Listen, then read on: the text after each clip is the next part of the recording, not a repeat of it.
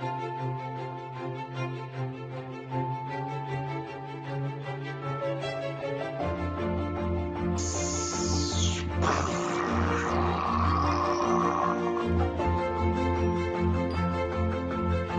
Figure Review. Hello everyone, welcome to another edition of The Collector Side. I am your humble host, The Collector, and I am doing the full figure review for the Armored Batman Battle Damaged version from Hot Toys. That is the Sideshow exclusive edition, and here he is in all of his glory. So you can get a little bit closer to look at this guy. Alright. Of the packaging, it's a nice box, nice details. I like it, I like it, I like it. So it's, you know, it's the package. But basically, this here is the figure. He is very nicely detailed. I'll take him off his base to bring him in for a little bit of a close-up. I still have the plastic around his feet just because, I don't know, I don't want to take it off yet. We got a nice detailing in the cape. You see all the rips and everything. It's the nicest cape that I've seen as far as the details on the rips and everything. Now, it could be a little thicker, but it's good. I do like it overall. Paint applications are good. Detailing on the battle damaging is nice. The armor is fairly soft, so you can get the figure in some poses that are pretty dynamic. It does have some limitations on range of motion, so make sure you read those instructions. And that's very important. Here with me also, and this is just a good tool set for you guys to have, just so you have it. But basically, I have here, it's a precision tool set. This one was Craftsman, but it's got some long needle nose pliers here. There's 2 sets of tweezers in there. Also comes with an eyeglass repair kit. This is actually very handy. This little teeny little screwdriver here, it's kind of what Hot Toys sends you when they send you figures that need battery work and you need the tiny little screws. So this is really helpful. It's an eyeglass repair kit, and that little screwdriver is what's going to really help you. These work as well. There's 4 different screwdrivers that come in the set here, and I just have these because one of those screwdrivers I was able to use to do the batteries for the staff, the Kryptonite staff, and for the head. So the batteries are in, and whoop, as you can see, okay, glows nicely. And then for the helmet, I'll pop that off, flip the switch, and he's got a nice little glow. I'll take can I see? Hold on a second. See the LED light? So it's pretty bright. Yeah, boop. But nice detailing here. The face sculpt, really nicely done. Really does look like Ben Affleck quite a bit, I have to say. They did a really good job with the head sculpt. So I've got the batteries in there, and we're gonna pop this right back on. So now the figure does have some limitations. One thing that's nice, if you read the instructions, the shoulder pads can detach from here so that you can add some more range of motion. Is it necessary? Not really, you just gotta be careful. But otherwise, my favorite part about this figure, honestly, is the base. I really love the base. I'm just trying to get him to stay out of the plastic because I just don't want to take it off yet. But I love that. I just think that is so cool. It's got this little crotch support here. Now this is a nice sturdy piece here. I feel like this is really well thought out. You know, this actually, if you loosen this up, I mean the post is big enough so that you can have a clamp on him to kind of hold him in place, which is nice. But I love that this pops out and you get this really amazing stone, like heated stone, heat vision type of a thing going on. This really nice paint effect. It looks like there's a light inside. Now they did a fantastic job painting this, because it really does look like this is lit up on the inside. And of course we've got the Armored Batman Battle Damage version and the little plate here on the display base. The figure itself comes with the 2 hands that are already attached to the body. It comes with this particular hand that I'm using already on the staff. I have it on there already just to make life a little easier. This hand here is specifically for, or recommended for, the rocket launcher. He's got 2 grenade launcher rather, and he's got 2 little grenade cartridges. They fit inside there, which is pretty cool. So it pops in. Then you've got this added support here that comes sliding out. So when you have him you know, holding the gun. It looks like that. Then he's got 2 other pairs of hands and 1 additional hand. That is for the grappling hook here. Now, I actually did have to glue this in place. This had broken off inside the box when I went to take it out. So I did glue this in. It's crazy glued. But I will tell you, they are going to recommend that you use this hand to position the the grappling gun here. They recommend the hand with the thumb that's up, if you can see that. It's not the best positioning. The fingers sticks out a little too far and pushes this. I don't recommend using this hand. I personally think that it's more than acceptable to use the normal hand here that's got the closed fingers. It's a little easier to insert the grappling gun handle, and I think you get the effect just fine. So that's just my opinion. So again, I would not use the recommended hand from the instructions. So we've got the accessories. Now let's get down to the bare bones of the figure. Now this figure is nicely done. Great paint applications on the weathering for the armor, all the little gunmetal detailing, all the little scratches and everything else. So really nice detailing. Now the hands kind of stick out a little bit, or a little on the loose side as far as the wrist peg goes. Other than that, he's got some decent range of motion. Not the best, but obviously because this is an armored Batman.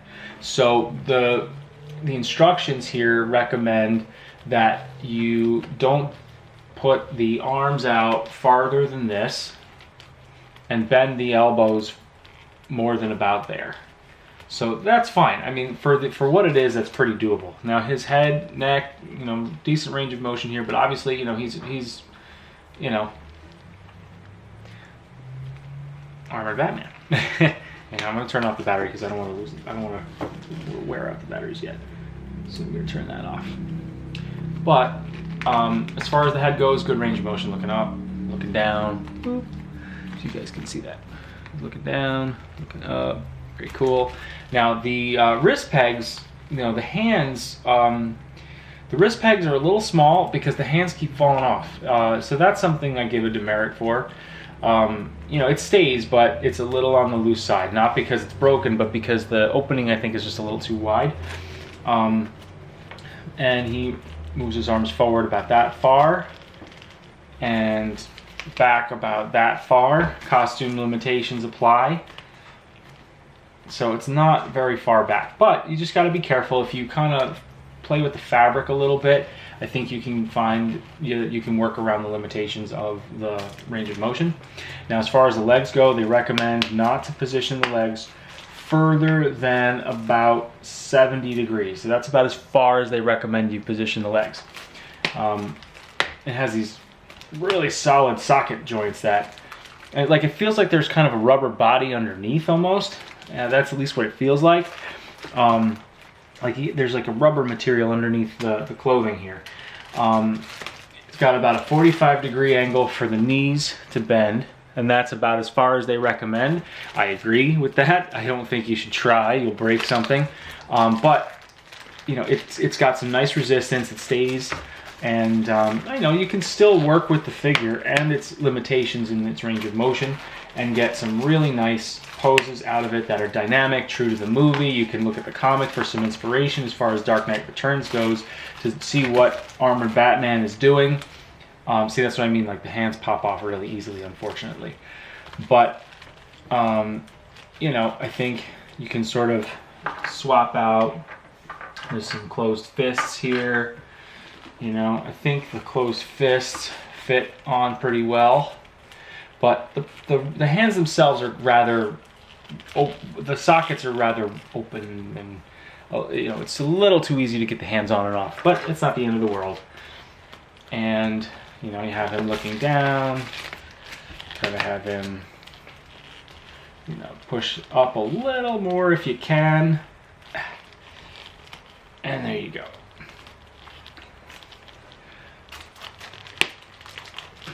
So that's about, you know, kind of get a little crazy. So not too bad. All in all, it's a really nice figure as far as what it is. You know, do I like the battle damage version over the over the regular armored edition. It's okay. I mean, I think it's kind of cool. It'd be cool, you know, if you have both in your collection. I don't see anything wrong with that. He does have some ab crunch, not a lot, and he does pivot slightly, but you don't want to pivot too much. You just give it a little bit of a push, not a lot.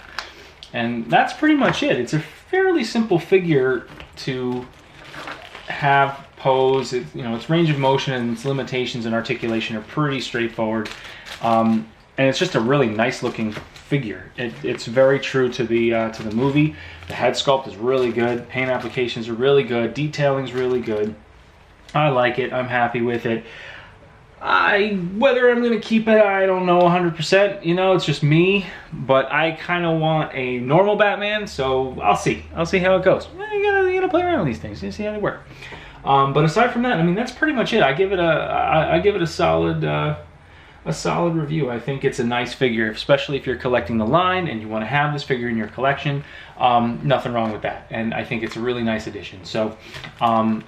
It's been in my collection for a while. I haven't had the chance to open it up. I just did the unboxing earlier, and you know, it's a nice figure. I'll pop the hands on there so you can kind of see. Let's see, we've got the grenade launcher. Put that in there, and if you position it right, you can kind of hold it. See? Just got to position it right. You can make it a little more dynamic if you want. Kind of get them going, which works pretty well. Get that in there. There you go. So it's pretty cool. Very nice. Nice. And then for the spear, I chose to put this hand on. Whoa. Oh, there it is. So that wrist peg holds in nicely. Okay. We got that. Put that back on. And then we've got the spear hand here. I chose this hand for the spear because it just, you know, it fits, it works, holds it together. Just raise that up. Just get the peg in the right place. Just got to pivot this, move it up. Now see, like sometimes the armor slides down a little bit farther on the wrist than you want it. So you just have to be careful when you put it on. And give it a little support, hold it steady. And there you go. Pretty dynamic. You can have him looking this way, like, I'm gonna stab you. You can kind of have him holding his arm up and like, wait. You'd be ready to throw the javelin. You know, it's pretty cool. So I'd say it's a pretty solid figure. I'm pretty happy with it. And, you know, I think he does a good amount of stuff, especially for what it is. You know, he really, you know, he poses nicely, and he's got a lot of great detail. So that's pretty much it. And I will take a few pictures, and then I will also do a posing video so you guys can see what he is capable of. I'll do one pretty cool pose that I kind of had in mind. And I'd say that's pretty much it. So thank you very much for tuning in to this figure review. I give it I think it's a good figure. I'd say go for it. I have very little complaints about it, to be honest with you. I think it's just a nice figure. It's nicely done. And that's it. So thank you very much for tuning in, watching this edition of The Collector Side. I am your host, The Collector. Please feel free to subscribe. Find me on Facebook. Find me on Instagram. Hit that bell so you can see the other videos when I post them. And I will see you next time. Take care. Keep calm. Pose on. Happy collecting.